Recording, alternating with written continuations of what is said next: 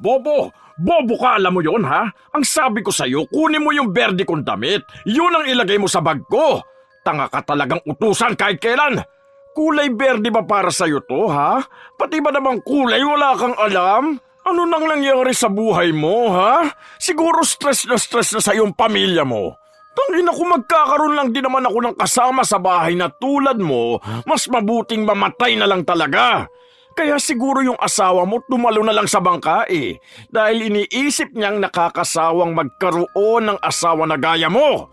Kung kinain man siya ng mga isda sa laot, baka mas masaya pa yun kaysa magtiis na magkaroon ng asawa na kasing bobo mong hayop ka.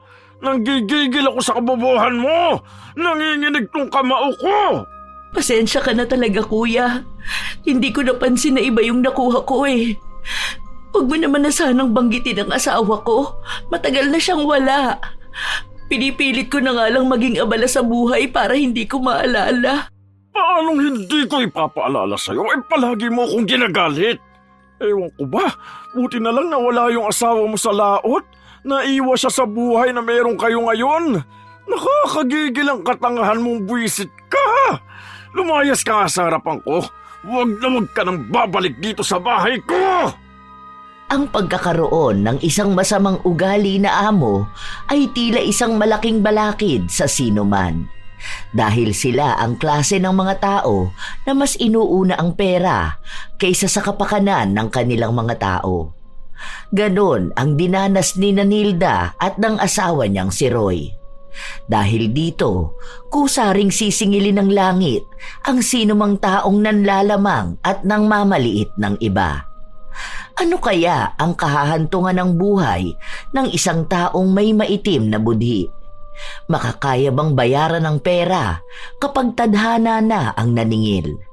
O magkakaroon ng pagsisisi kung kailan huli na ang lahat? Nakausap ko na nga si Kuya Raymond. Ang sabi niya, pwede naman daw ako dun sa isa niyang bangka. Magiging pasahero muna kasi hindi pa naman ako nakakakuha ng ID sa BFAR. Alam mo, kinakabahan talaga ako sa mga ganyan eh. Delikado yung mga ganyan kapag sa laot. Baka naman mapano ka dun. Hindi naman yun, asawa ko. Depende naman kasi yun sa sinasamahan ng bangka. O bakit naman si Chris? Ilang dekada na yung mangingisda. Saka yan, yung asawa at anak ni Connie. Di ba mga mangingisda yung mga yon? Kada uuwi sila galing laot, ang lalaki ng party nila. Nung nakaraan, magkano yun? Nasa 40K ata yung party nila. Mas maganda naman yung ganun, di ba? Paano kung makahuli pa ako ng malaking isda? Di bawi na tayo nun, bayad ng mga utang tapos may panggastos dito sa bahay. Malaki naman yung bangka ni Kuya Raymond eh. Buti nga, may isasama pa ako. Basta mag-iingat ka ha. Alam mo naman ako, kung ano-ano na lang ang ino-overthink ko. Natatakot kasi ako lalo na kapag nakakarinig ako ng mga nawawala sa laot. Iniisip ko pa lang, nako, kinakabahan na ako. Hindi yan. Alam naman ng mga kasama kong ginagawa nila eh. Ipagdasal mo na lang ako palagi na makauwi ng ligtas at maraming huli. Para naman sa atin tong ginagawa ko. Kahit na hindi ako sang-ayon sa gusto ng asawa ko, pinayagan ko pa rin siya. Noong unang beses na umalis siya para pumalaot, labis ang kaba ko. Wala naman akong balita na nakukuha sa kanya at ang sabi niya, halos 2 linggo ang aabuti nila roon. Kapag kinakausap ko naman si Kuya Raymond, sinasabi niyang maayos naman ang lagay ni Roy. Ito lang kasi ang unang beses na magkakalayo kami ng ganito ng asawa ko. Ang mga napapasukan niyang trabaho ay yung malalapit lang. 8 ang anak namin at 1 pa lang ang nagtatrabaho. Kaya talagang kailangan naming magsumikap. Lalo na at lahat sila ay nag-aaral. Noong inalok ni Kuya Raymond si Roy na sumama sa bangka nila, agad na pumayag ang asawa ko dahil marami siyang kakilala na malaki talaga ang kinikita. Hanggang sa makalipas ang 2 linggo, nakauwi na rin siya ng ligtas. Asawa ko, gising ka ba? Oh, nakauwi ka na pala. Ano, kumusta ka naman? Okay naman ako. Bukas pa yung partihan ng kita namin eh. Kasi binibenta pa yung mga isda. Pero may dala ako dyang pusit at gulyasan. Sige, sandali lang lilinisin ko para mailuto ko. Kumain ka na ba? Basa ka Maligo ka kaya muna. May ulam ba tayo? May sardinas pa naman diyang naiwan. Pero sandali, mamadaliin ko na lang magluto ng ulam para makakain ka na. Ayos lang naman pala sumama sa laot. Nakakatakot lang talaga nung una dahil talagang wala kang makikita kundi malawak na karagatan. Tapos ang tataas ng alon. Pero yung mga kasama ko sanay na sanay. Sa susunod na buwan daw baka pwede na ako maging opisyal dun sa bangka ni Kuya Raymond. Basta makakuha ng ID sa BFAR. Nakausap na ako ni Kuya Raymond. Basta raw makitaan niyang masipag ako, talagang kukunin niya ako. Ay, mabuti naman. Alam mo ba, wala akong ibang ginawa kundi ang kabahan. Salamat naman sa Diyos at nakauwi kayo ng ligtas. Sige na, maligo ka na muna. Mag-aasikaso ako ng lulutuin para makakain ka na. Alam ko na mismo na ang luto ko. Noong mga panahon na yon, Lola Telang, talaga pong naging maayos ang asawa ko. Minsan, lumalagpas pa sila ng 2 linggo pero nakakabalita naman ako sa kanila at alam ko na maayos ang kalagayan nila. Kinakabahan lang ako kapag alam kong may paparating na bagyo pagkatapos ay wala pa sila. Halos 3 buwan din na naging maglalaot si Roy. Hindi naman ganun kalaki ang nauuwi niya, lalo na minsan kapag wala siyang masyadong huli. Pero sapat naman yon para sa pamilya namin. Kapag naman nag-uuwi siya ng isda, matagal din namin yung nauulam. Hanggang sa isang araw, lumapit ako kay Kuya Raymond noong kinailangan ko ng trabaho. Dahil nga gusto kong kahit na paano makatulong sa asawa ko. Bukas balik ka rito. Wala si Mrs. Umalis sila. Siya kasi yung may alam ng trabaho na yun eh. Saka siya talaga yung gustong makakilala ng mga tao niya. Alam mo na, ako dito lang sa bahay sumusuporta sa mga gusto niyang gawin. Sige kuya, sana makapasok ako. Kumusta naman pala si Roy sa laot? Okay naman sila doon. Saka baka sa susunod na araw uuwi na sila. Babalikan lang nila yung payaw tapos uuwi na sila. Balita ko, daming huli ng mister mo Laking may uuwi nun sa inyo. Buti kahit na paano masipag din yun. Balita ko nga, halos hindi na siya nagpapahinga para lang makarami ng mahuhuli. May bali naman siya, kuya. Kahit na, hindi naman ganun kalaki ang binali niya sa akin 1,000 lang naman yun. Ang dali lang nung mabawi. Nung last na uwi niya, magkano ba naman parte niya? 5,000, di ba? Alam mo, kapag naging official na siya sa bangka ko, mas malaki pa makukuha niya. Yun na nga, kuya. Kapag nakapagpalista na siya tapos may ID na rin. Kaya salamat sa pagtulong mo sa amin.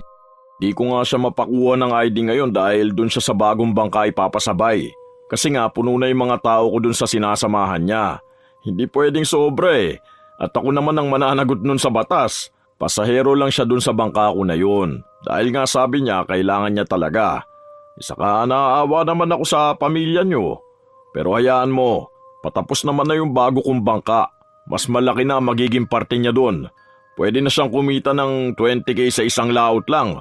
O kung marami pang huli, di ba baka umabot pa siya ng 40K. Yun nga po ang sabi niya sa akin. Yung si Totoy nga raw po, 40K ang parte tuwing naglalaot. Sana nga po gano'n na rin para naman makaluwag-luwag na kami. Kaya nga gusto ko na rin mag-apply ng trabaho ngayon dahil yung kita niya hindi pa talaga sapat.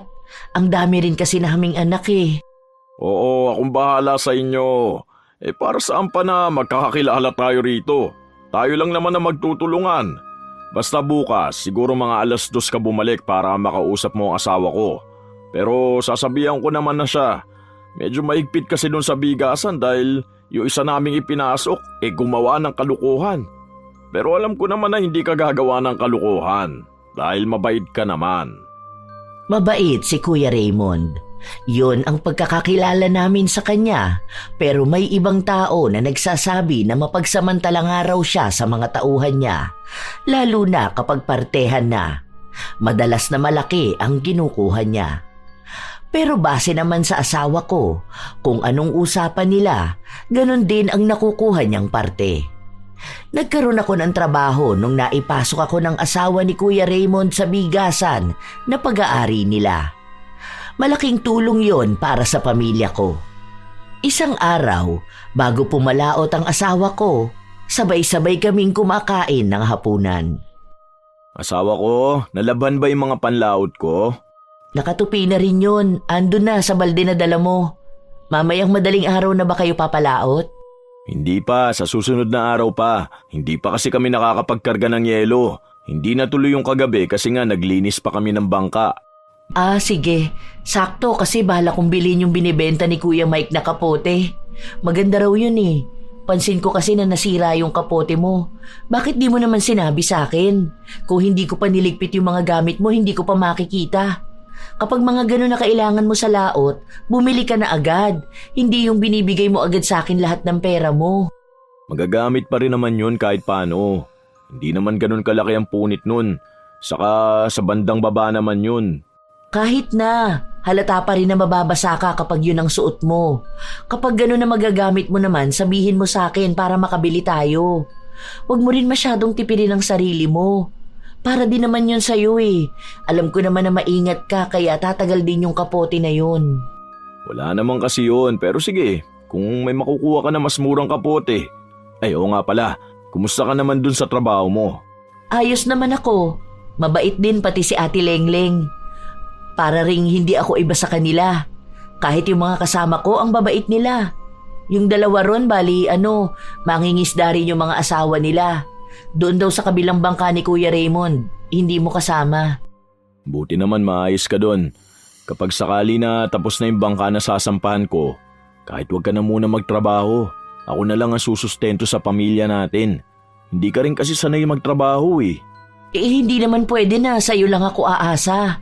Lalo na't ang dami kaya nating anak. Dapat nagtutulungan tayo, di ba? Para din naman to sa pamilya natin. Hindi na.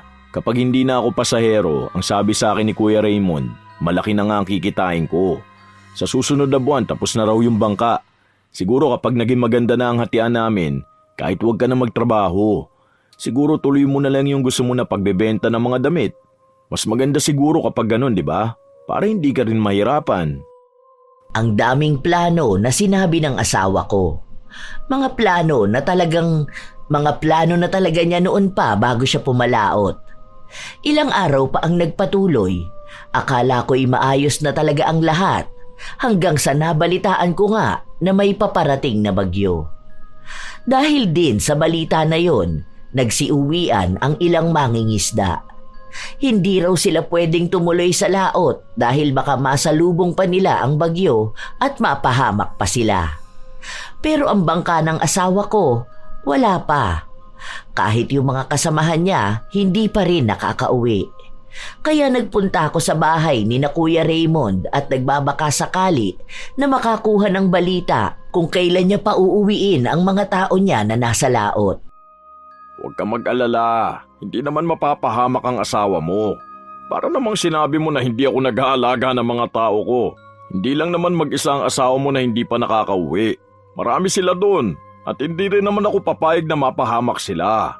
Dahil kapag nawala sila, ibig sabihin mawawala rin yung bangka ko. Kung alam mo lang kung gaano kamahal magpagawa ng bangka. Hindi mo naman maaalis sa akin na mag-alala sa asawa ko, kuya. Alam mo naman sa laot. Tapos super typhoon pa raw ang parating. Nakakatakot. Kasi yung mga kapitbahay namin, umuwi na yung mga asawa nila eh. May isa pa nga doon kalalaot lang nila pero pinauwi na sila. Baka naman pwedeng pauwiin mo na yung bangka ng asawa ko. Hindi naman pwedeng ganun lang yung kadali. Hindi mo kasi alam kung ano malulugi naman sa akin kung wala silang iuuwi na isda. Hindi naman matutuloy ang bagyo na yan eh. Minsan nga sinasabi sa balita na uulan pero hindi naman umuulan. Kaya wala yung bagyo na yan. Baka matunaw din yan.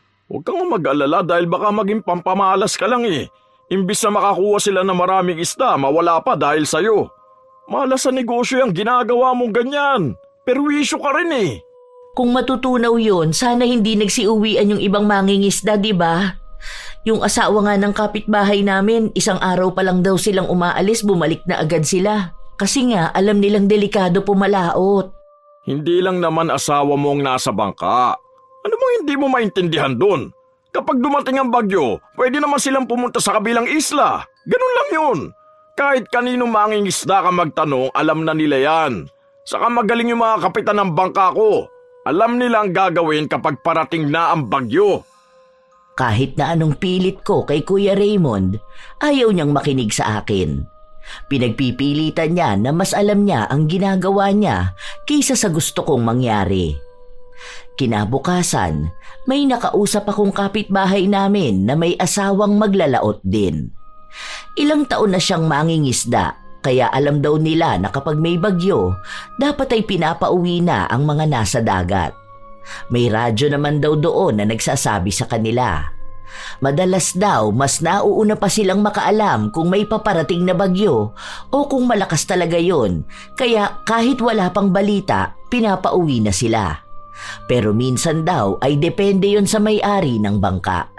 Dahil meron daw na mga katulad ni Kuya Raymond na hanggat wala pang bagyo, wala ring karapatan na umuwi.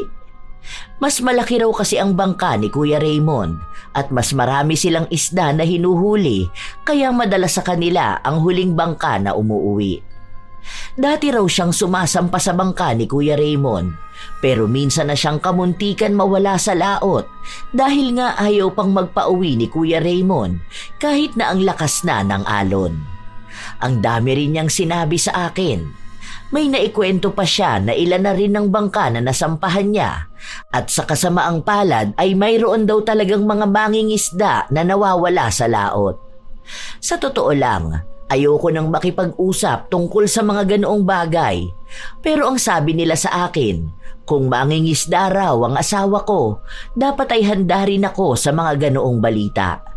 Dahil kapag nasa laot na sila, wala silang kasiguraduhan kung makakauwi pa ba sila sa pamilya nila o tuluyan silang mawawala sa lawak ng dagat. Naku, Diyos ko po, sana naman walang mangyaring masama sa asawa ko. Hindi ba? Pwede naman silang sumilong sa ibang bayan kung saan sila aabutan ng bagyo. Sana ganun na lang ang gawin nila, no? Kung saan man sila abutan ng bagyo, wag na lang nilang piliting tumuloy sa laot. Iba pa naman ang bagyo na to. Dito pa sa atin ang tama. Ay, kinakabahan talaga ako. Kahit na hindi pa naman dumarating ang bagyo o wala pang pinapakitang senyales ang langit, hindi talaga ako mapakali. Hindi ako makatulog ng maayos kaiisip sa asawa ko. Kaya ang ginawa ko, nagpunta ulit ako sa bahay ni na Kuya Raymond. Alam ko naman na nakukulitan na siya sa akin, pero yun lang din naman ang alam kong paraan. Wala naman kasi akong paraan para makausap ang asawa ko. Ikaw lang din naman yung nag-iisang tao na alam ko may komunikasyon sa kanila kahit na nasa laot sila. Kaya nga sa'yo ko lumalapit at humihingi ng tulong, kuya. Ang kulit mo talaga, no? Bakit ba hindi mo maintindihan na mas alam ko ang ginagawa ko? 3 bangka ang pag-aari ko. Kahit na isang beses walang nawala sa mga tauhan ko. Kahit na dumaan pa ang kung ano-anong bagyo na yan, nakakauwi sila ng ligtas. Bakit mo kasi pinasama ang asawa mo kung takot ka naman pala? Sana doon na lang siya sa bahay niya nang pare-pareho kayong mga mamatay sa gutom. Parang lumalabas ngayon wala akong alam sa negosyo ko ah. Bago sumama ang asawa mo sa bangka ko, alam na niya ang pwede mangyari sa kanya sa laot. Ito talaga ang isa sa iniisip ko noon eh. Kaya ayoko ipasama yon.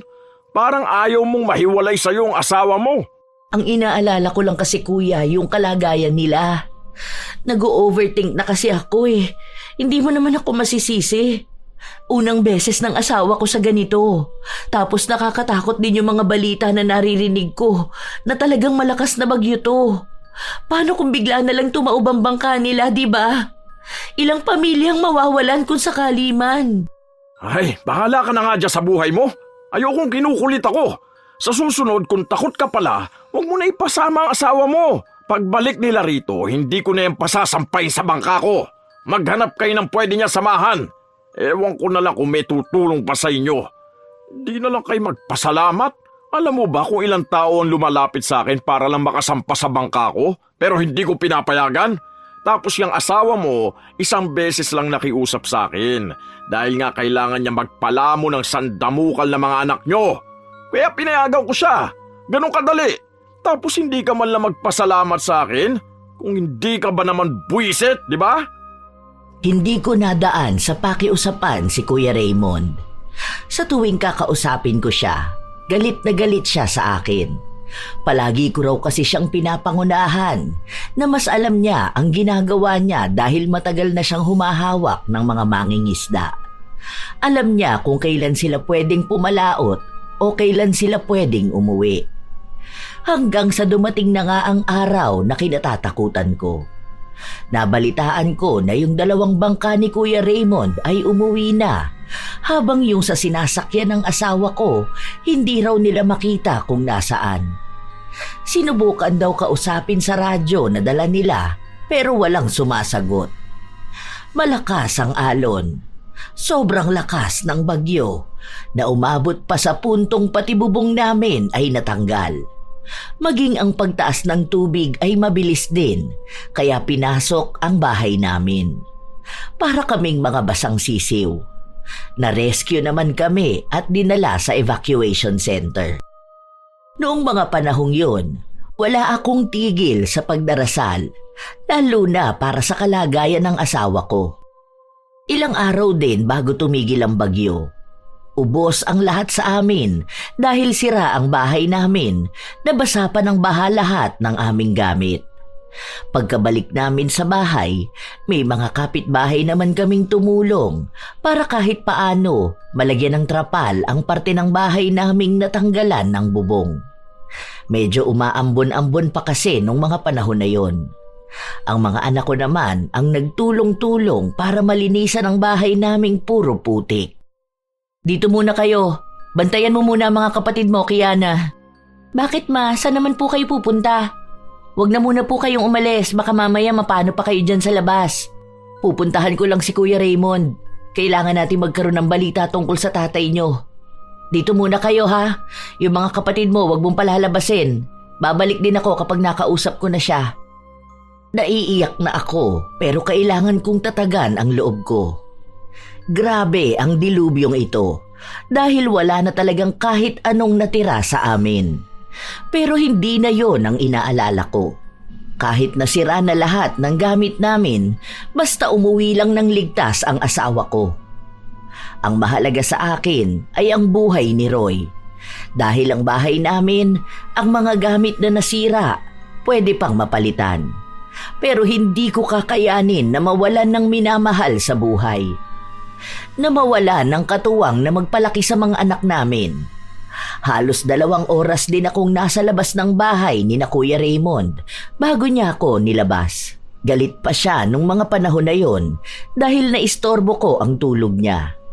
Hindi ko rin naman alam na tulog siya noon dahil halos lahat ng tao sa paligid namin ay nagkakagulo na dahil sa bagyo. Dagdag pa ang pamilya rin ng mga mangingisda na hindi pa nakakauwi. Kuya, ano na pong balita doon sa sinasakyang bangka ng asawa ko? Ano na pong nangyari sa kanila? Makakauwi na po ba sila? Mga kailan po kaya? Maghintay ka na lang. Nakausap ko na yung kapitan ng bangka. Nandun sila napadpad sa Infanta Pangasinan dahil hindi pwedeng masira ang bangka ko. Ang mahal magpagawa nun. Maayos naman sila, kuya. May natutuluyan naman sila doon. May nakakain naman sila, no? Siguro naman tinutulungan sila ng mga taong nakapaligid doon. Kailan kaya sila pwedeng makauwi? Ang dami-dami mong tanong. Umuwi ka na nga lang doon sa inyo at bukas pumasok ka sa trabaho. Pinapasahod ka namin, puro ka absent. Kapag ako nainis, tatanggalin talaga kita eh. Ewan ko na lang kung mabuhay mo yung 8 mong anak. Wala na nga kayong malamon kung ano-ano pang ginagawa mo. Kapag sinabi ko na nasa kabilang lugar sila, ibig sabihin nun maayos sila doon. Kung hindi ka naniniwala sa akin, ikaw ang pumunta doon para masiguro mong maayos ang asawa mo. Hindi ko sa obligasyon para araw-arawin mo kung puntahan sa bahay ko. Pero maayos naman po ang asawa ko, di ba? Kailan po kaya sila makakauwi? Baka naman pwede mong makausap yung kapitan ng bangka na umuwi na sila. Kasi nag-aalala ko sa asawa ko. Anong akala mo, napaka-importante mo para sundin kung sinasabi mo? Na kapag gusto mong umuwi ang asawa mo, pauuwiin ko lahat ng tao ko para lang mapanatag ka? Tanga ka talaga eh, no? Buti sana kung ikaw magbabayad ng mga malulugi sa akin eh. Hindi lang asawa mo ang sakay ng bangka ko. Hindi lang pamilya nyo ang binubuhay ng mga isda na mahuhuli sa laot. Itong ayaw ko sa lahat eh. Yung kapag may isang tao kong tinulungan, tapos aakalain na pwede ko silang paboran palagi. Kasi naman po may bagyo. Hindi naman ako humihingi ng pabor para lang sa akin. Para din naman yun sa pamilya ng mga mangingisda na kasama ng asawa ko, di ba? Baka naman po pwede nyo na silang pabalikin. Basta kapag naging kalmado na yung alon, baka pwede na rin silang agad makauwi, ano? At kung sino kayang pwedeng makausap doon, para sana makibalita din ako sa asawa ko. Huwag ka na nga puro tanong. Inistorbo mo na nga ang tulog ko, wala ka pang ibang ginawa kundi magtanong sa akin. Alam mo bang nakakainit ka ng ulo? Wala naman akong ibang tinatanong kundi tungkol lang sa asawa ko. Gusto ko lang malaman na maayos siyang makakauwi sa amin.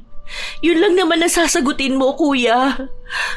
Kahit nga mga anak ko nag-aalala sa kalagayan ng tatay nila eh. Paano pa kaya yung ibang pamilya ng mga nakasakay sa bangka, di ba? Alam mo kung ano nakakapagpainis sa akin? Yung mga tao na tanga kausap. Kapag bagong gising ako, ayaw na ayaw ko yung kinukulit ako sa paulit-ulit na tanong. Kapag sinabi ko na kung anong alam ko, yun na yun. Kaya sa susunod, huwag kang pupunta sa bahay ko, guguluhin mo ko para sa walang kwentang bagay, ha? Kasi sa totoo lang, hindi mo gugustuhin na mainis ako dahil hindi mo ko kilala kapag galit ako. Buisit ka. Bahala ka nga dyan. Hindi niya sinagot ang mga tanong ko. Pumasok siya sa loob ng bahay nila habang ako naman bumalik sa bahay para maglinis. Hindi pa rin maayos ang isip ko dahil hindi ako makakampante hanggat hindi ko alam kung anong nangyayari sa asawa ko. Hanggang sa nabalitaan ko na may 3 mangingisda raw na nawawala doon sa bangka na sinakyan ng asawa ko. Halos manginig ang buo kong katawan noong nabalitaan ko yun. Ayokong isipin na kasama ang asawa ko sa nawawala, pero ang sabi ng isang mangingisda rin, isang pasahero ang isa sa mga nawala. Sa pagkakaalam ko, 2 pasahero ang nasa bangka ni Kuya Raymond at isa doon ang asawa ko. Hindi pa kumpirmado kung sino raw ba dahil hindi rin nila kilala. Wala pa rin silang nakakausap na tao sa bangka ni Kuya Raymond. Gawa nga na nasira ang radyo ng mga yun. Hanggang sa kinabukasan, bumalik na naman ako sa bahay ni na Kuya Raymond. Tangina, ano bang problema mo ha? Pabalik-balik ka rito sa bahay ko. Ako ang iniistorbo mo. Hindi po kasi ako mapakali, kuya. Nabalitaan ko kasi na may nawawala raw na isang pasahero dun sa bangka mo. Hindi naman yun ang asawa ko, di ba? Sige na, para lang mapanatag ang kalooban ko. Gusto kong malaman na hindi yun ang asawa ko. Hindi na ako mapakali. Hindi ako makatulog ng maayos kakaisip ko sa asawa ko. Kahit nasabihin mo lang sa akin na hindi siya yun. Pangako, hindi na ako mangungulit sa'yo. Hindi ko alam. Kung asawa mo man yun o hindi, wala akong pakialam. Isa pa, ganun talaga ang buhay. Kung mawawala sa laot, baka yun na talaga ang kapalaran niya. Hindi ko naman yung kontrolado eh.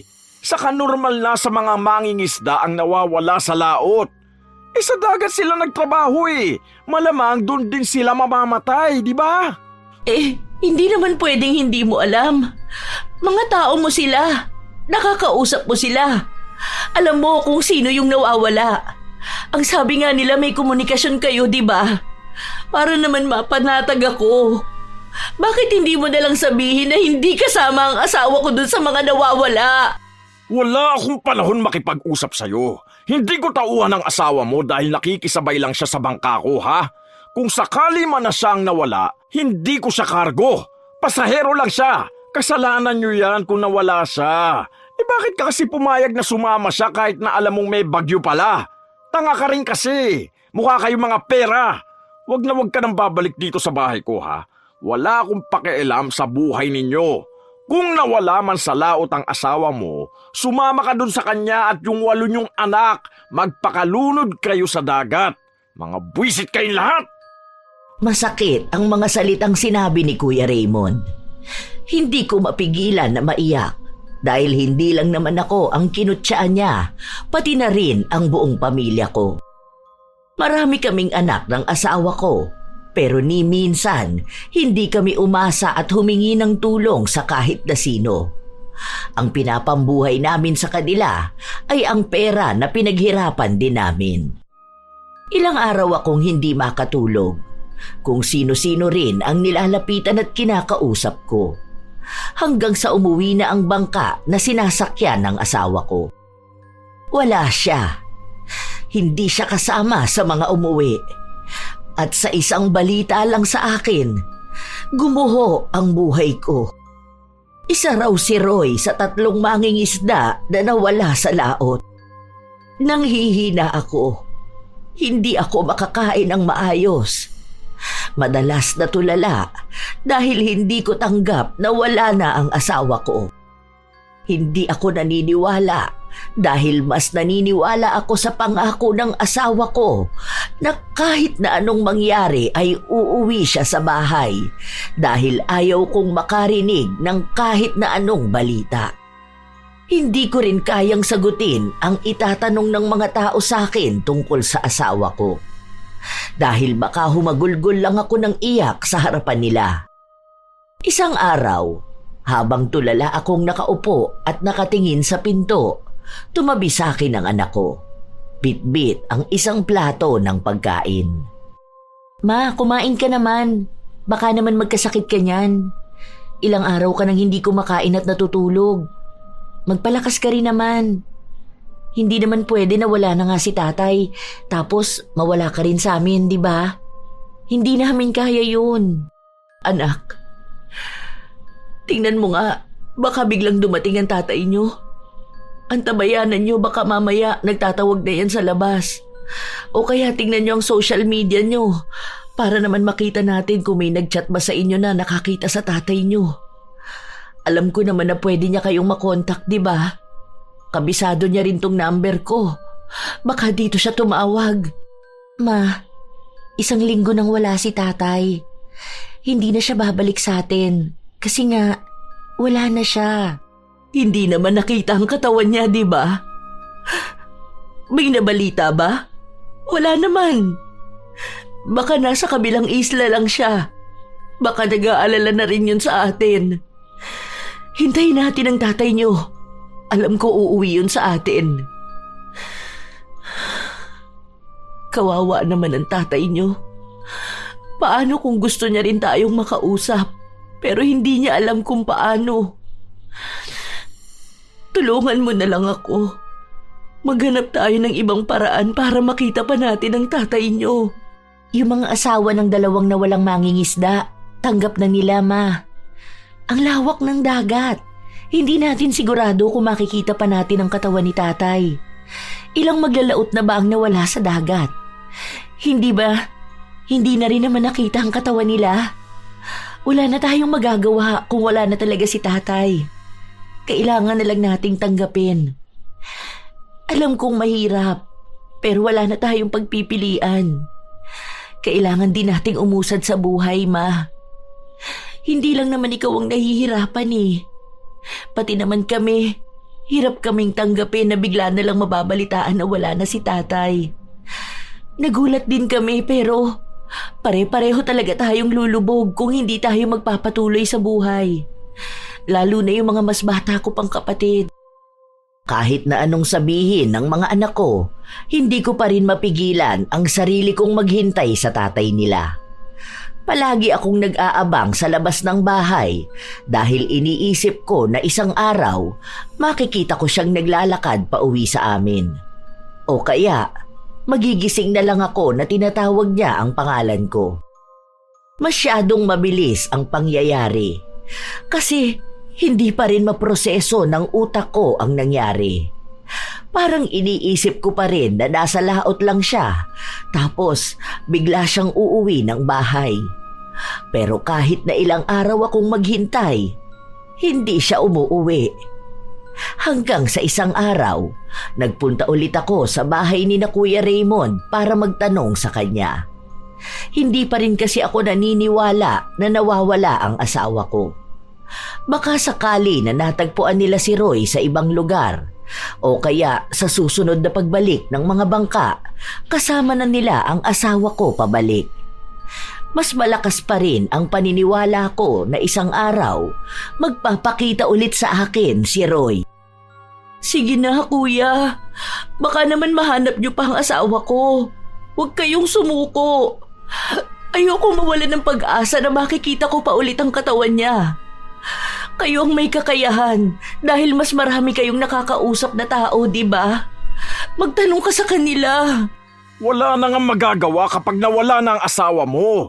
Sa ganun na nga nangyari. Ganun talaga ang buhay. Hindi natin may iwasan na may unang mawawala. Bakit hindi mo na lang tanggapin? Sa nauna siyang mamatay Kung mahal na mahal mo siya, bakit hindi mo na lang siya sundan, di ba? Para naman patahimikin mo na lang din ang buhay ko. Kasi kung hindi ka nagsasawa na balik-balikan ako rito, ako sawang-sawa na ako sa pagmumukha mo. Ako pang inuutusan mo? Sa wala na nga siya? Hindi naman tuong unang beses na may nawala sa laot. Bakit niyo kasi pinabiyahe pa rin ang asawa ko kahit na may bagyo na? Nabalitaan ko na dapat pauwi na sila nun pero pinabalik niyo sila sa laot dahil hindi pa nakukuha yung huling payaw. Kung hindi niyo yun ginawa, sana andito pa ang asawa ko. Kung sana mas inisip mo ang buhay ng mga tao mo, sana walang mawawala, di ba? Kaso hindi Wala kang ibang inintindi kundi yung mga isda. At yung pera na kapalit ng mga maibibenta mo. Anong gusto mo? Ako naman ang malulugi kapag hindi nakuha mga isda, ha? Tanga ka kasi. Wala kang alam sa negosyo kaya ganyan ka mag-isip. Hindi mo alam kung anong malulugi sa akin. Palibhasa, hindi mo pa nasubukan maging negosyante. Mangmang ka kasi. Ano bang inahabol mo sa pagkawala ng asawa mo? Pera? O sige, sandali lang, magbibigay ako ng 3,000 sa'yo nang makabili ka ng pagkain yun ng mga anak mo para hindi ka niyan magngangawa. Siguro kumakalam na yung sikmura nyo kaya akala mo madadala mo ako sa galit mong ganyan. Hindi naman ako natatakot sa'yo, no? Ganun lang ang halaga ng buhay ng asawa ko? Walang kapalit na pera ang buhay ng isang tao! Magkano bang inaakala mo, ha? Mangingisda lang yung asawa mo. Hindi yan malaking tao. Ni wala yung pinag-aralan kaya wala lang sa akin ang buhay niyan. Tingnan mo nga, tuloy lang ang biyahe ng bangka ko. Balik na naman sa dagat, di ba? Ganun lang kasi yun. Hindi ko naman hawak kung nawala siya sa laot Siguro mas maganda kung tanggapin mo na lang na ganun talaga ang buhay. Hindi magkakaroon ng halaga ang kahit na sino. Baka malungkot pa ako kung ang nawala yung tao talaga na may malaki kong pakinabang. Ano ba naman yung bariyang nakukuha ko sa hatian namin ng asawa mo? Buti nga hinayaan ko siyang sumampa sa bangka ko Tapos ngayon nagmagandang loob lang ako? Ako pa pala masama? Hindi nyo man lang alayan ng maayos na padasal yung mga nawala. Hindi man lang kayo nakisimpatya sa pamilya nila. Anong klaseng tao kayo? Ha? Talagang ang pera na ang naging Diyos nyo? Ano bang simpatsya ang gusto mong ibigay ko sa inyo?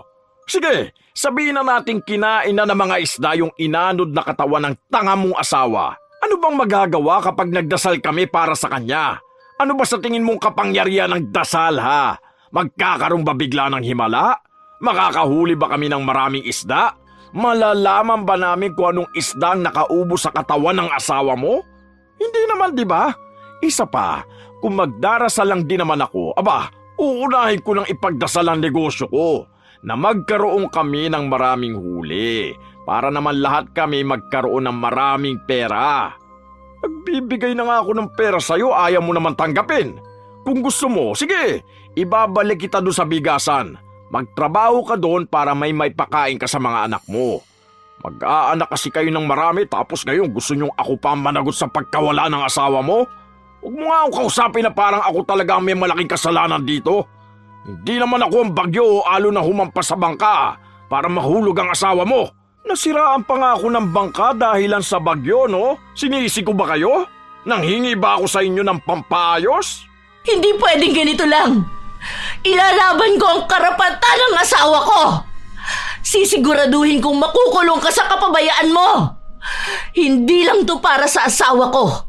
Pati na rin doon sa mga mangingisda na nawala at kinalimutan mo na lang basta. Dahil naniniwala pa rin ako na dapat kang managot! Makukulong? Ako? May pakukulong mo? Ano bang akala mo? Ganun lang kadali ang magkaso sa isang tao, ha? Huwag mo akong pinapatawan, Hilda. Ni wala nga makain ang mga anak mo eh. Ni wala nga bubong ang bahay nyo. May pambabayad ka ba sa abogado? Hindi mo rin ako mapapakulong. Alam mo ba kung bakit? Kasi hahanapan ka ng patunay na trabahador ko ang asawa mo. May patunay ka ba maliban sa mga kwento mo, ha? Pasahero si Roy. Sumasampa siya sa bangka ko nang hindi ko siya tauhan dahil wala naman siyang ID, di ba? Hindi siya registered na mangingisda. Wala siya sa listahan. Kaya wala kang maikakaso sa akin. Wala kang karapatan. Ano, gusto mo maging kakampi yung mga kasama niya sa bangka? Tingin mo ba mas kakampihan kanila kaysa sa akin? Hindi. Kaya kung ako sa'yo, mag-move on ka na lang, ha? Mas lalo akong nanginginig sa galit, Lola Telang. Kasi kung makapagsalita siya, parang walang halaga ang isang tao. Ilang beses pa kaming nagkasaagutan, pero iisa lang ang pinaparating niya. Na mas mahalaga ang kikitain niyang pera kesa sa kung sinong tao ang mawawala. Kahit na anong diskusyon na namin, hindi talaga ako manalo sa kanya. Nang makauwi ako sa bahay, wala akong ibang ginawa kundi ang umiyak. Naabutan pa ako ng panganay kong anak na kagagaling lang din sa trabaho. Ikinuwento ko sa kanya ang mga napag-usapan namin ni Kuya Raymond. Utal-utal pa akong nagbabahagi sa kanya dahil hindi ko kinakaya ang sama ng loob ko. Sobrang sakit ng dibdib ko. Sobrang bigat. Hindi ko alam kung maiintindihan ba ako ng anak ko dahil alam kong marami din siyang inaalala. Tapos, nabalitaan ko pa na hindi naman dapat mawawala ang tatay niyo. Kung hindi lang naging ganid si Raymond. Mas mahalaga pa sa kanya ang magiging pera niya kaysa sa buhay ng ibang tao. Parang para sa kanya, nabibili lang ng magkano ang buhay ng iba. Sobrang bigat ng dibdib ko. Ma, di ba sabi ko naman sa'yo huwag ka na magpunta ron? Tingnan mo, ikaw lang ang sumama ang loob. Sagad na ang kasamaan ng ugali ng tao na yun. Hindi mo na siya mababago. Kung ano ang paniniwala niya, yun na yun. Wala na rin naman magagawa kung aawayin mo siya. Para saan pa? Babalik ba si tatay? Uunlad ba ang buhay natin? Opo, alam ko bilang panganay sobrang hirap nito. Kasi ako na lang ang lumalaban ngayon. Humahanap lang ako ng katarungan para sa tatay mo. Naniniwala ako na dapat may managot. Kung totoo man na nawawala siya. Dahil, paano ko maililigtas naman sana siya pero iniwan siya ng mga kasama niya? Pwedeng gano'n ang mangyari. O kung may ibang tao na may kinalaman, dapat mabigyan sila ng leksyon. Yun lang naman ang hangad ko, anak. Kung sa batas ka hahanap ng katarungan, wala tayong makakapitan. Kasi totoo naman yung sinabi ng hayop na yun na wala naman tayong patunay na sa kanya nga nagtatrabaho si tatay. Hindi pwedeng iyakan lang ang korte, ma. Hindi uubra doon ang mga paawa mo. Maging totoo na lang tayo. Hirap talaga tanggapin na wala ka ng asawa. Nawala na si tatay. Pero wag mo naman ipagpilitan lahat ng bagay. Hindi po ba kayo naaawa sa sarili nyo? Ginagawa niyong katatawanan kapag nakaharap ka sa kanya? Nung nakaraan, lumuhod ka pa sa kanya. Ni wala naman siyang binigay na kahit ano, di ba? Yung dalawa nga na nawala, mga tauhan niya yun, pero wala rin namang ginawa yung pamilya nila para kasuhan siya, di ba? Nagbigay siya ng pera, tinanggap nila. Kasi yun ang reality ng buhay. Hindi ka mabubuhay sa panahon na to kung palagi ka lang matapang. Kahit na anong sabihin ko, hindi ko pa rin tanggap ang lahat. Hindi ko alam kung paanong nagawa ng asawa ng mga nawala ang tanggapin ng ganun lang ang lahat. Kinausap ko pa sila na tulungan akong magsampa ng kaso pero tumanggi sila dahil ayaw daw nilang madamay sa problema. Baka mas lalo lang daw maghirap ang buhay nila. Noong tinanggap nila ang pera na bigay ni Raymond, ibig sabihin lang ay tinanggap na rin nila ang pananahimik. Una pa lang daw, noong nagpasya ang mga asawa nila na maging manlalaot, alam na nila ang posibilidad na maaaring isang araw ay mawala sila sa karagatan. Mahirap din para sa kanilang mawala ng asawa, pero hindi na para ipagpilitan pa ang lahat ng bagay. Hindi na rin naman daw nahanap ang katawan ng mga asawa namin, kaya bakit kailangan ko pang ilaban? Hindi ko alam kung bakit walang nakakaintindi sa akin. Maging ang mga anak ko, hindi rin ako maunawaan. Pero masyado pa rin akong matigas, kaya naghintay ako ng halos 4 na oras sa labas ng bahay ni na Kuya Raymond dahil wala ito roon. Naghintay akong bumalik silang pamilya. Pagkakita niya pa lang sa akin, halata agad na masama na ang timpla niya. Ano, hindi ka pa rin ba tapos? Ano bang gusto mo? Sige, bukas sumama ka sa laot, tapos hanapin mo doon ang asawa mo. Kapag hindi mo nakita, magpakalunod ka na rin doon. Baka doon mo siya makita sa ilalim ng dagat. Ikaw na lang ang hindi sumusuko eh. Yung mga asawa ng mga nawala na kasama ng asawa mo, ayun, maayos na sila. Ewan ko sa'yo, parang akala mo yata ganun lang kadali mahanap ang isang tao kapag nawala sa laot eh. Parang awa niyo na. Hanapin niyo naman ang asawa ko. Baka nasa kabilang isla lang siya. Pwede naman yung ganun, di ba? Yung iba nga na nawawala natatagpuan naman sa kabilang isla eh. O kaya minsan napapadpad sa Taiwan. Baka andun lang sila. Bakit kasi tinigil niyo na agad ang paghahanap? 2 buwan na ang nakalipas. Tingin mo ba kung nasa kabilang isla lang siya, hindi siya makakabalik dito, ha? Sana nasa balita na siya. Sana nakapost na mukha niya sa social media, di ba? Ngayon pa ba na ang dali lang din mahanap ng kung sinong tao? Hindi naman siguro pelikula ang buhay mo para malaman na buhay pa pala ang asawa mo matapos niyang mawala sa dagat. Hindi naman yung babalik siya sa inyo kasi nagkaroon siya ng amnesia. Huwag ka na nga maging hibang. Ilang tao na bang nawala ng asawa sa laot, ha? Lahat kayo ganyan ang sinasabi, na baka buhay pa ang asawa nyo pero makalipas naman ng ilang taon, may bago na ulit asawa. Alam mo, bata ka pa naman kung tutuusin eh. Pwede ka pa mag-asawa ulit. Maghanap ka na lang ng bagong lalaki mo, para naman hindi ka kulit ng kulit sa akin. Depende na lang kung gusto mong maging kabit ko. Naririnig mo ba yung sinasabi mo? Tingin mo ba makatao yan, ha? Isa pa, ramdam ko na buhay ang asawa ko. Hindi ko naman to mararamdaman kung wala lang, di ba? Hindi lang siya hinahanap, kaya hindi siya matagpuan. Pero kung hahanapin niyo siya, alam kong babalik din siya sa pamilya namin. Hindi ibig sabihin na ramdam mo na buhay siya, buhay pa nga siya. Magtanong ka sa mga tao dyan na nawala ng asawa sa laot. Ano, may isa ba sa kanila na nakakita ng katawan ng asawa nila? Wala naman, di ba? Kung meron, bibihira lang. Pero hindi pa makilala kung yun ba ang asawa nila o hindi. Dati nung nagkaroon din ng bagyo, ilang bangka ba ang lumubog? Ilang mangingisda ang nawala? Meron bang asawa na ganyan katulad mo? Wala naman. Alam mo kung bakit? Dahil alam na nila ang mangyayari sa asawa nila sa oras na pumalaot sila.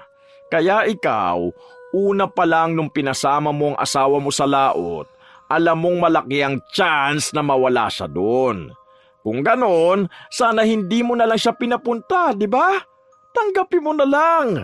Buti nga mabait pa rin ako eh, dahil tinanggap ko sa trabaho yung pangalawa mong anak. Pangalawang anak? Si Junjun? Oh, sino bang pangalawa mong anak? Ay, ikaw ang kumausap sa mga anak mo. Kung alam ko lang na walang utang na loob ang nanay niya, sana hindi na ako pumayag sa pakiusap niya sa akin. Kayo ng anak mo ang mag-usap. Hindi ko alam na nagtatrabaho ang anak kong yun. At talagang sayo pa. First, hindi ko nakasalanan na hindi mo alam. Baka naman kasi wala kang kwentang ina. Oo, halata naman na wala talaga eh. Kaya ayun, hindi na lang sinabi sa'yo ng anak mo. Hindi ko rin naman siya masisisi. Dahil kung ganyan lang din naman ang nanay ko, mas gugustuhin ko pang hindi na lang magkaroon ng magulang. Ang anak mo na lang ang kausapin mo dahil siyang may alam ng lahat. Huwag mo ko inaaway dahil yang nilalamon mo sa araw-araw sa akin din galing. Hindi ko alam ang mga sinasabi ni Kuya Raymond dahil ang buong akala ko ay nag-aaral ang anak ko. 21 pa lang siya at malapit nang magtapos sa kolehiyo.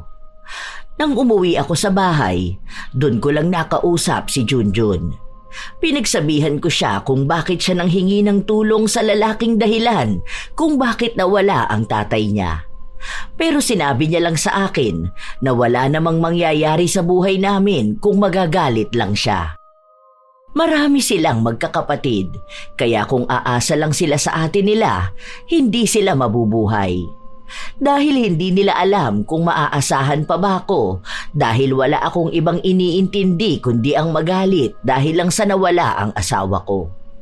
Doon ko lang din napagtanto na malaki ang epekto ng pagkawala ng asawa ko pero malaki rin ang epekto ng pagbabago ko sa mga anak ko. Habang sila nagpapatuloy sa buhay, ako naman nanatili sa pagluluksa. Hanggang sa unti-unti ko na lang tinanggap ang nangyari. Kahit nahirap akong paniwalaan na patay na ang asawa ko dahil wala namang nakikitang katawan, nagpatuloy ako sa buhay. Naghanap ako ng trabaho pero wala akong makita. Dahil bukod sa hindi sila tumatanggap ng may edad na, karamihan ng negosyo sa paligid namin ay pag-aari ni Kuya Raymond. Habang tumatagal na wala akong trabaho, lalo lang ding humihirap ang buhay namin. Kaya sa isa pang pagkakataon, nilunok ko ang pride ko para makiusap kay Kuya Raymond na mamasukan sa negosyo niya. Kita mo? Inaaway mo ko tapos sa akin ka rin palalalapit? Ano naman trabaho maibibigay ko sa'yo ha? Hindi ka naman na pwede doon sa bigasan ng asawa ko. Baka mamaya maging malas pa yun dahil sa'yo. Kahit saan na lang, kuya. Marami ka namang negosyo eh. Kulang ang katulong dito sa bahay. Gusto mo ba? Sa bagay, gusto mo yan. Wala ka namang magagawa dahil walang tatanggap sa'yo. Wala ka namang pinag-aralan para magkaroon ng maayos na trabaho, di ba? Basta tandaan mo lang ha, ayoko sa lahat yung hindi sumusunod sa mga utos ko. Ayoko ng tamad. Ayoko ng maraming reklamo. Para lang makabangon ulit, pumayag akong mamasukan sa taong dahilan kung bakit nawala ang asawa ko.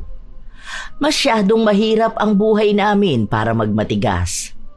Bukod sa bata pa ang mga anak ko, ang pang-apat kong anak ay may sakit. Madalas siyang dinadala sa ospital. May tulong man mula sa gobyerno, hindi pa rin yun sapat para sa gamutan niya. Pakiramdam ko, habang namamasukan ako sa bahay ni na Kuya Raymond, nawawala na rin ako ng respeto sa sarili ko. Isang araw, masama ang pakiramdam ko pero kailangan ko pa rin magtrabaho. Hindi ko rin sinasadya na mabasag ang mga plato na hawak ko. Tanga ka talaga! Hindi mo ba alam kung magkano yung mga nabasag mo, ha? Kulang pa ang buhay mo pambili niyan. Kahit magsama-sama pa kayo ng mga anak mo, hindi mababayaran ang halaga niyan! Pasensya na po. Hindi ko naman sinasadya. Dumulas lang sa kamay ko kasi nahihilo na rin ako. Wala akong gaanong tulog kasi anong oras na ako nakauwi kagabi dahil may pinaayos sa akin yung anak nyo. Kung magre-reklamo ka lang, sana hindi ka na nagtrabaho dito sa amin. Wala ka talagang kwenta kahit kailan. Dahil nakasira ka na naman, wala kang sasahurin. Kuya, wag naman po. Kailangan kong bumili ng vitamins ng anak ko. Wala akong pakialam sa vitamins ng anak mo. Mas mahalaga naman yung mga nasira mong plato kaysa sa buhay ng punyeta mong anak. Sa susunod, ayusin mo yung trabaho mo. Baka kapag ako nainis, mawalang kalalo ng trabaho. Pare-pareho kayo ng mga anak mong tanga. Wala na akong ibang nagawa kundi ang umiyak. Kahit na ilang beses akong humingi ng tawad, hindi niya ako pinakikinggan. Hanggang sa makauwi ako sa bahay, noong sinabi ko yon sa mga anak ko, sila pa ang nagalit sa akin. Lalo na ang panganay ko. Ma, Para namang mas lalo mong ginagawang kawawa ang sarili mo eh. Bakit naman ganun? Nung nakaraan ang sabi mo, tira-tirang pagkain ang pinakakain sa'yo. Tapos ngayon okay lang sa'yo na hindi ka makasahod? Gets ko naman na mahirap tayo. Mas mahirap pa tayo sa daga. Pero sana kahit konting respeto naman sa sarili, magtira ka. Kailangan ng pamilya natin ng pera. Pera? May naging pera ka ba dyan? Kulang na nga ang pasahod sa'yo dyan eh. Ano ba naman yung 150 a day bayad sa'yo tapos maghapon magdamag kang nagtatrabaho sa kanila? Tapos pag ganyan, wala kang sasahurin? Mas mabuti pang umalis ka na dyan sa trabaho mo. Ginagawa mo mukhang tanga ang sarili mo eh. Sa'yo ko nagagalit. Hindi ka kasi makapag-isip ng maayos. Nawala lang si tatay, parang nawala ka na rin sa sarili mo. Ako yung hirap na hirap sa sitwasyon natin. Hindi porkit kailangan natin ng pera, magpapakaalipin ka sa lalaki na yun. Wala namang natutulong sa buhay natin. Parang pati ikaw nawala na sa amin eh. Nawalan ka na ng direksyon. Baka sa mukha ng anak ko na problemado siya, hindi lang sa pamilya namin, kundi pati sa akin. Aaminin ko naman, Lola Telang, na sa mga sandali na yun, parang ang wala akong direksyon sa buhay. Hindi ko na nga alam noong mga panahon na yun kung totoong buhay pa ba ang nangyayari sa akin. Dahil simula nung nawala ang asawa ko, nawala na rin ako sa sarili ko. Nawalan na ng saysay ang buhay ko. Pero dahil may mga anak ako na ayokong iwan, nagpatuloy ako. Ilang beses na akong sinabihan ng mga anak kong umalis na sa trabaho dahil mas lalo ko lang ding pinapalala ang sitwasyon ko. Pero sadyang matigas ako. Hanggang sa dumating sa punto na nasaktan na ako ni Kuya Raymond. Bobo! Bobo ka, alam mo yon ha? Ang sabi ko sa'yo, kunin mo yung berde kong damit. Yun ang ilagay mo sa bag ko. Tanga ka talagang utusan kahit kailan. Kulay berde ba para sa'yo to, ha? Pati ba namang kulay wala kang alam? Ano nang nangyari sa buhay mo, ha? Siguro stress na sa'yo ang pamilya mo. Tangina ko magkakaroon lang din naman ako ng kasama sa bahay na tulad mo, mas mabuting mamatay na lang talaga. Kaya siguro yung asawa mo tumalo na lang sa bangka eh, dahil iniisip niyang nakakasawang magkaroon ng asawa na gaya mo. Kung kinain man siya ng mga isda sa laot, baka mas masaya pa yun kaysa magtiis na magkaroon ng asawa na kasing bobo mong hayop ka. Nanggigigil ako sa kabobohan mo. Nanginginig tong kamao ko. Pasensya ka na talaga, kuya. Hindi ko napansin na iba yung nakuha ko eh. Huwag mo naman na sanang banggitin ang asawa ko. Matagal na siyang wala. Pinipilit ko na nga lang maging abala sa buhay para hindi ko maalala. Paanong hindi ko ipapaalala sa'yo? Palagi mo akong ginagalit. Ewan ko ba, buti na lang nawala yung asawa mo sa laot. Naiwa siya sa buhay na meron kayo ngayon. Nakakagigil ang katangahan mong buwisit ka. Lumayas ka nga sa harapan ko. Huwag na huwag ka nang babalik dito sa bahay ko. Siguro naman po, pwede ako magkamali dahil tao lang naman din ako. Wala akong pakialam sa'yo. Alam mo naman una pa lang na ayoko sa lahat ay yung taong tanga, di ba? Gusto ko kapag sinabi ko, yun agad ang masusunod. Wala akong panahon magpasensya. Tandaan mo, hindi naman kayo makakakain ng pamilya mo kung hindi dahil sa sahod mo sa akin. Sana mga timawa pa rin kayo. Mga patay gutom kayo. Lumayas ka nga sa harapan ko at naiirita ako sa'yo. Huwag na huwag ka nang babalik dito sa bahay ko, ha? Dahil tanggal ka na sa trabaho. Tuluyan akong natanggal sa trabaho. Habang lumilipas ang mga araw, para na akong nawawala sa sarili. Wala naman akong ibang masisi dahil buhay ko ito. Pero hindi naman ako ganito noong kasama ko pa ang asawa ko. Hindi na rin ako nakakakain ng maayos dahil iniisip ko na yung pinapangkain ko ay pera ng mga anak ko. Sila ang nagpapakahirap at nagsasakripisyo para sa amin. Hanggang sa umabot sa punto na 4 na anak ko ang huminto sa pag-aaral dahil kailangan na rin nilang humanap ng trabaho at paraan kung paano nga ba kami mabubuhay.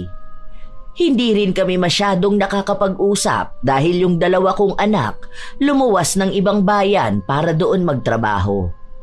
Ang nag-aaral na lang sa ngayon ay yung mga maliliit pa. Minsan, isang umaga, naabutan ako ng anak ko na nakatulala lang sa labas ng bahay. Ang lalim yata ng iniisip mo, Ma. Sorry, nak, ha. Pagpasensyahan niyo na kung ganito ko. Hindi ko na talaga alam kung anong nangyayari sa akin. Gusto ko maghanap ng trabaho. Wala naman akong makita. Bobo kasi ako eh. Tama nga si Kuya Raymond. Baka nga nanawa na rin ng tatay niyong makasama ko. Kaya ayun, iniwan na lang din ako. Siguro, ako talagang may kasalanan ng lahat, ano? Yung pangarap namin ng tatay niyo na buo ang pamilya natin. Eto na, nagkawatak-watak na tayo. Ma, wala kang kasalanan. Isa kung nawala si tatay sa laot, hindi mo naman yun hawak. Ang mali lang dito, hindi ka na makalaya. Parang hanggang ngayon hindi mo pa rin tanggap. Nawalan ka ng asawa, nawalan din kami ng ama. Pero sana naman, wag din kami mawalan ng nanay. Kasi ngayon pa lang ang hirap na, Ma. Kaya sana naman, tanggapin mo na lang kung anong nangyari tapos move on na. Ang dami pang pwedeng mangyari sa buhay natin eh. Pero wag naman din sana doon sa punto na magmamakaawa ka na naman sa isang tao. Siguro meron dyan ibang trabaho. Kailangan mo lang mag-isip ng maayos. Bumalik ka sa realidad. Doon sa wala na talaga si tatay. Hindi doon sa wala kang ibang ginawa kundi maghintay ng himala na uuwi siya isang araw.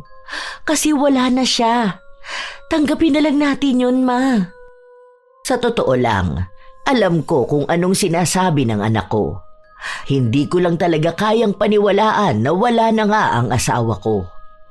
Naniniwala kasi ako na hanggat wala akong nakikitang katawan, wala akong dapat paglamayan. Sa paglipas ng mga linggo, wala akong naging trabaho. Pero sabi naman ng mga anak ko, asikasuhin ko na lang daw ang mga kapatid nila habang sila ang magpapadala ng pera sa amin. Lalo na yung mga nasa kabilang bayan. Nagpatuloy ako sa buhay ko. Kahit na mahirap, kailangan ko talagang tanggapin. Hanggang sa nakarinig ako ng isang balita. Yung isang bangka niya lang daw ang nahuli, Ma. Ginagamit pala nilang pang-transaksyon ng drugs. Parang front niya lang daw yun na panglaot yun. Kaya pala ang bilis niya rin yumaman ng sobra dahil dun. Bali ngayon, yung 4 niyang bangka hindi mo na pwedeng pumalaot kasi nga kinumpis ka. Ilang bilyon daw ang halaga ng mga nakuhang drugs sa bangka niya. Grabe, kalat na dyan. Talaga? Paano yun? Ibig sabihin yung bangka na sinakyan ng tatay mo noon, pwedeng doon galing ang drugs? Ginagamit ba?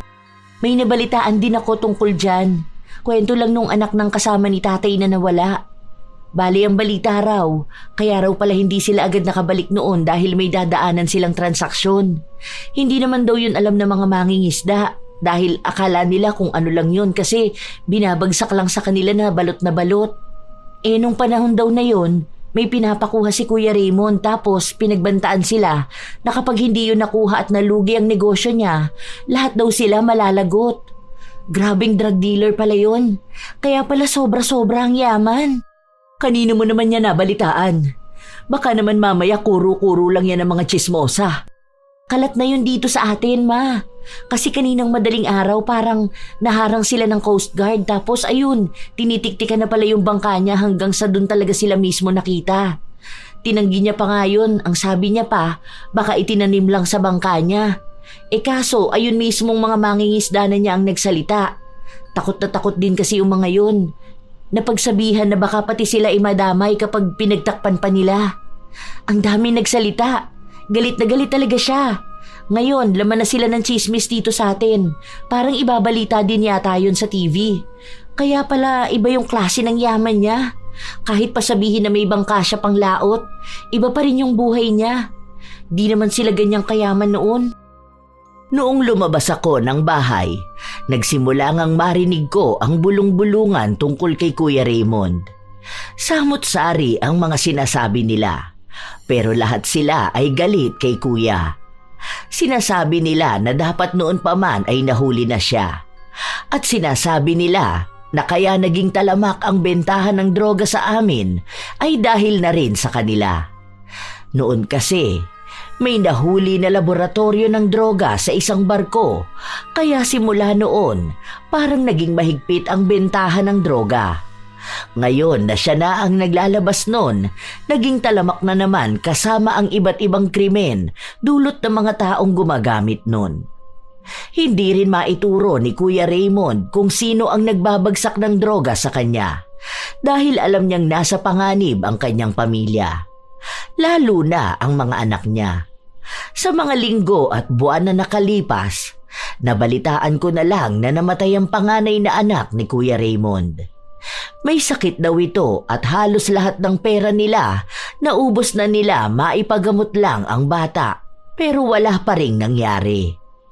Kasunod nun ay ang pagbebenta nila ng iba nilang ari-arian para kahit paano ay makabawi sila sa pagkakalugmok.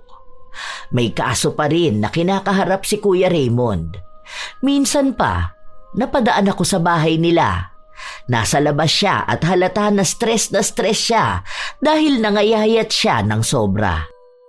Anong tinitingin mo sa akin, ha? Ano, masaya ka ba sa nakikita mo sa buhay ko? Malamang masaya ka dahil isa ka sa masamang tao na humihiling ng masama sa kapwa. Napadaan lang ako. Bumili lang naman ako ng tinapay dyan eh. Hindi ko naman alam na lalabas ka ng bahay niyo. Napadaan o sinadya mo talagang dumaan para makita ko? Para pagtawanan ako? Pare-pareho lang kayong mga walang utang na loob. Gusto niyong makita na naghihirap ang buhay ng ibang tao. Mga wala kayong kwenta. Bakit sa amin ka nagagalit? Kami ba nagdesisyon na magkaganyan ang buhay mo? Kung totoo nga na masyado kang gahaman sa pera, kaya wala kang pakialam sa buhay ng ibang tao, baka tama nga lang yan ang nangyari sa'yo. Ako, nawalan ako ng asawa. Hindi lang ako, pati buhay ng ibang tao dahil sa kagagawan mo. Tapos, sasabihin mo na kami pa ang may problema? Ngayon matapang ka na, ha? May pagmamalaki ka ba sa akin? Tandaan mo, wala pa rin nangyayari sa buhay mo. Kaya ko pa ulit makabawi. At kapag nangyari yun, lahat kayo mananagot sa akin. Nagmalaki ba ako? Kung may maipagmamalaki man ako na wala sa'yo, alam mo kung ano yon? Malinis na konsensya. Wala kang konsensya kasi nilamong ka na ng pera. Pero ngayon, mukhang iniwan ka na rin ng pinagmamalaki mo. Malalang karma na ang tumama sa'yo. Tinanggap ko na ang pagkawala ng asawa ko pero sadyang lahat talaga bibigyan ng hustisya. Hindi ka man nagbayad sa nangyari sa pagkawala ng 3 tao na sumampa sa bangka mo. Langit na ang gumawa ng paraan para singiling ka. Ngayon, wala ka ng takas. Dahil kahit na ikaw pa ang pinakabayaman dito sa lugar natin, wala yan kapag langit na ang naningil sa'yo. Hanggang sa huling hininga mo talagang babawian ka. Hindi na ako naghintay ng sasabihin niya dahil agad na rin akong umalis at umuwi ng bahay. Akala ko hanggang sa ganun lang ang mangyayari sa buhay niya, pero mas malala pa pala. Nasunog ang bahay nila at kalahati ang napinsala. Lahat ng mamahaling gamit na naipundar niya noon, naubos. Wala na rin silang ipon na pera dahil ginagamit nila yon pampagamot sa asawa niya. Noon ko lang din nabalitaan na may cancer ang asawa niya, kaya pala wala na rin yung bigasan nila. Isa sila sa naging malaking usap-usapan sa amin dahil sa biglaan nga nilang pagbagsak. Ang dami rin nilang natanggap na reklamo mula sa mga dati nilang tauhan, mga kasambahay na hindi na nila napapasahod. Hindi ko akalain na sa isang iglap, hihirap sila ng sobra-sobra. Yung isa niyang anak, nabalitaan ko na nagtatrabaho sa isang bar. Dahil yun lang daw ang madaling paraan para kahit na paano makabangon sila. Alam mo, naaawa ako kay Kuya Raymond. Grabe yung nangyari sa buhay niya. Ay, grabe nga ma. Nakita ko siya nung nakaraan. Parang namamali mo siya sa palengke. Lahat talaga ng naipundar nila ubos. Di ba noon sobrang yabang niya, tapos kahit masagi mo lang pamilya niya lalaitin na buong pagkatao mo. Tapos ngayon, yung karma nila talagang sagad. Nakakakilabot talaga kasi wala pang 1 taon, grabe yung binagsak ng buhay nila. Paano ba naman kasi noon, lagi niyang sinasabi na walang halaga ang buhay ng ibang tao. Dahil para sa kanya, mas mahalaga pa rin ang pera. Tapos ngayon, kahit na magkano wala nang natira sa kanila. Buti nga kahit na paano may bahay pa rin silang natutuluyan eh. Isa pa yun, ma. Alam ko mawawala na rin sa kanila yung bahay kasi hindi pa naman pala yun bayad tapos hindi na nila nahuhulugan. Kawawa rin yung asawa niya kasi nga may cancer tapos hindi pa tuloy-tuloy yung gamutan. Wala rin yatang tumutulong sa kanila dahil halos lahat ng tao rito sa atin nakaaway nila.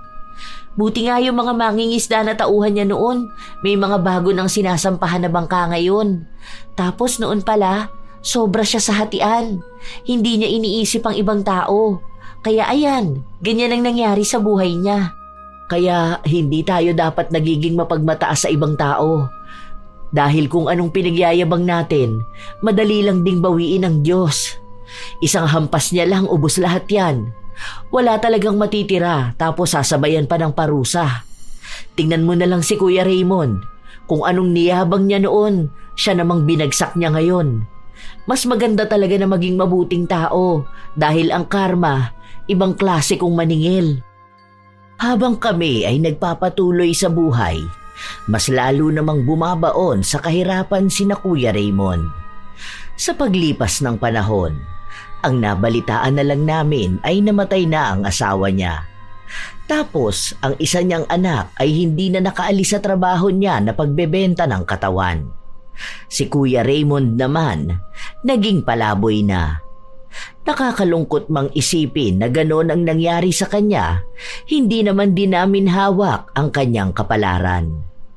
Siguro, kung una pa lang ay naging maayos na siya, naging makatarungan sa mga taong nakapaligid sa kanya, kahit na maghirap siya ay may tutulong pa rin sa kanya. Tunay talaga na may karma. Hindi mo man ito hilingin na mangyari sa isang tao, alam ng langit kung kailan dapat maningil.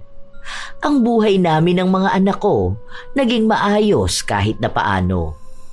Malaki pa rin ang pasasalamat ko na lumaking mababait ang aking mga anak. Nagtutulungan silang magkakapatid. Kahit na hindi ko na nakita ang katawan ng asawa ko o hindi man lang kami nakapagpaalam ng maayos sa isa't isa, alam ko naman na may gabay rin kami. Ang mahalaga na lang sa akin ngayon ay nagpapatuloy ako sa buhay kasama ang mga anak namin. Ika nga, ang karma ay isang batas ng buhay na mahirap iwasan. Kung kasamaan ang itinanim, higit na yun din ang aanihin. Minsan, ang mga taong gumagawa ng masama, ang akala nila'y ligtas sila sa balik ng kanilang ginagawa. Sa paglipas ng panahon, nagiging kampante sila dahil tila walang dumarating na kaparusahan. Ngunit ang hindi nila alam, mas matagal na paghahanda, mas mabigat na parusa. Meron ngang kasabihan na ang karma ay parang bagyong tahimik.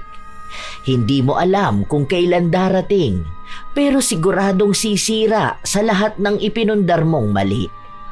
Bumabalik ang anumang kasalanan mo sa paraang mas doble ang sakit. Tandaan na lamang na ang mabuti ay bumabalik sa mabuti at ang masama ay babalik din sa masama. Huwag mong sayangin ang panahon sa paggawa ng mali dahil may mga mataang tadhana at ang hustisya ng karma ay dumarating sa tamang oras na hindi mo inaakala. Mahirap talaga tamaan ng karma, mga apo. Kaya dapat palaging kabutihan ang itanim. Dahil sa huli, kabutihan din ang iyong aanihin. Kayo ba, mga apo? May mga tao ba kayong nakilala sa buhay ninyo na sobrang sama at nagkaroon ng malalang karma? Kung gayon, maaari nyo bang ibahagi sa amin at naway may natutunan kayo sa ating bagong kwento? Shout out sa ilan sa mga masusugid na tagapakinig ng mga istorya ni Lola Telang. Vilma Claude at sa lahat ng mga tagapakinig sa Mindanao. Marian Weaver, Marilor Guevara at Sanaling Family, Lee Sumayang, G. Rod, Mirna Alfaro, Assorted Love Hurts KSA, Chiki So, Nana, Joy PJ, Linme Venteroso, Melanie Braza, Kim Nicole Nolasco, Liza Lynn Tizon, Alma Lipon.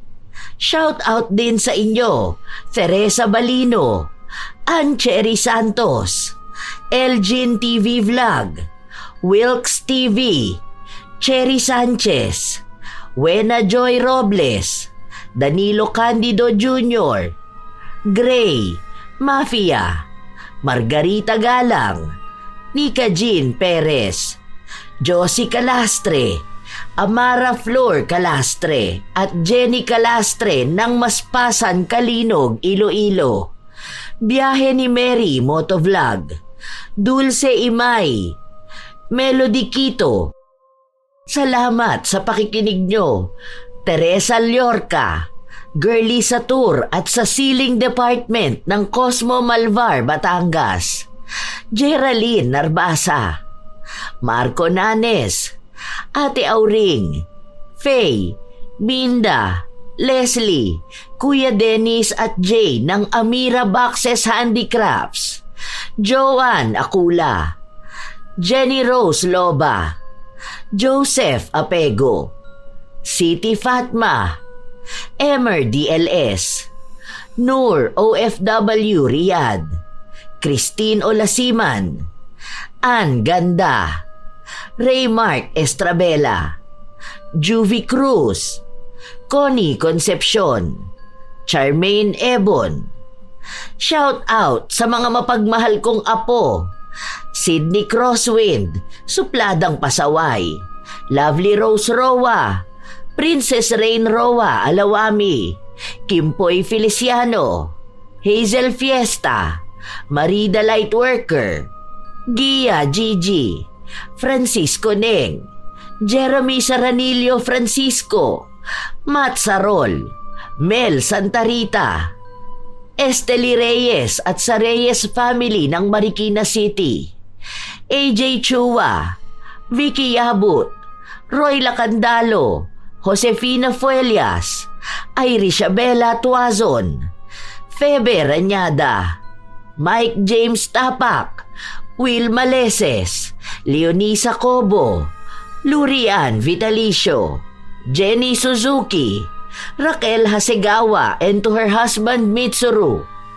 Maria Lee Nakagawa, Lynn Hasegawa, Elise Padilla, Lydia Lopez, Gemstone Claro, Lance MBB, Rosalina Bugayong, Ami Yong, Ami Bag, Ami Pakana, Angelina Ignacio, sa buong Team Manok ng Amsik Angeles City, Pampanga, Ray Galedo at sa Galedo family ng Kabuyaw, Laguna, Roslyn Mangilin, Cherry Bay Libiran, Robert Crimen, Razon Yao, Milrose Demate, Angel Cancelier, Jaime Constantino, Jennifer Makasinag, Alma Naong, Rachel Whitney, Pureza Tagiwalo, Gaminil Francisco at sa kanyang asawang si Dada Neil Francisco,